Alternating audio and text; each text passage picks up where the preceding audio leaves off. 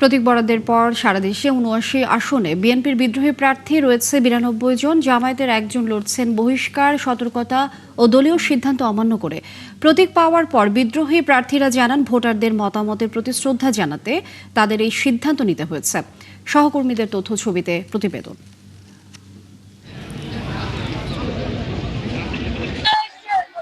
দল থেকে বহিষ্কারের পরও মনোনয়নপত্র প্রত্যাহার করেননি ব্যারিস্টার রুবিন ফারহানা।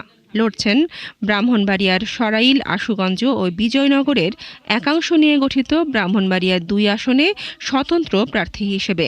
বুধবার দুপুরে জেলা প্রশাসক কার্যালয়ে তাকে হাঁস প্রতীক দেওয়া হয়। প্রতীক পেয়ে তিনি জানান, রাজনীতিতে এসেছেন জনগণের জন্য। এই আসনে জমিয়তে উলামায়ে ইসলামের কেন্দ্রীয় যুগ্ম মহাসচিব জুনায়েদ আল হাবিবকে সমর্থন দিয়েছে বিএনপি।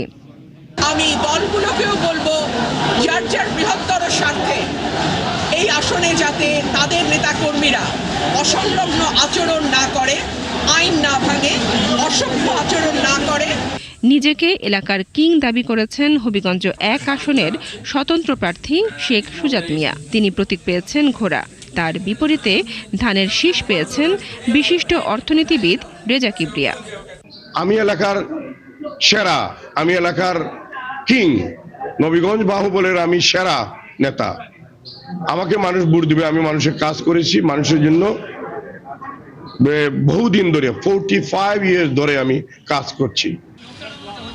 সিলেট ৫ আসনে জেলা বিএনপির সহসভাপতি মামুনুর রশিদও প্রার্থিতা প্রত্যাহার করেননি। প্রতীক বরাদ্দ পেয়েই তিনি জানান, দলের ঊর্ধ্বে এসে তিনি জয়যুক্ত হবেন।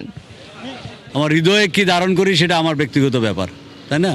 কিন্তু আমি যেহেতু জনগণের প্রার্থী হিসেবে দাঁড়িয়েছি, স্বতন্ত্র প্রার্থী, তো স্বাভাবিক কারণে এটা আমার এলাকার জনগণের প্রত্যাশার উপর ভিত্তি করে আমার দাঁড়ানো। ঘোড়া প্রতীক পেয়েছেন পটুয়াখালী ৩ আসনের স্বতন্ত্র প্রার্থী হাসান মামুন।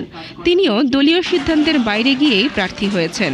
শরিক দল গণ অধিকার পরিষদের সভাপতি নুরুল হক নূরকে সমর্থন দিয়ে প্রার্থী না দেওয়ার সিদ্ধান্ত নেয় বিএনপি।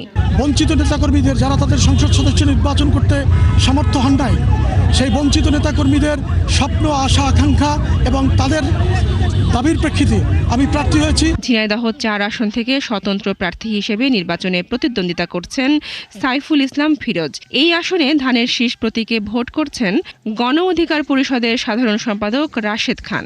বাইরে থেকে অনেকে গাড়ি ঘোড়া ভরে বিভিন্ন মাস্তান নিয়ে যে প্রভাব ঘটানোর চেষ্টা করা হচ্ছে এবং মানুষকে বোঝানোর চেষ্টা করা হচ্ছে যে তারা প্রভাবশালী, তাদের বাইরে গেলে এলাকায় তারা টিকে থাকতে পারবে না।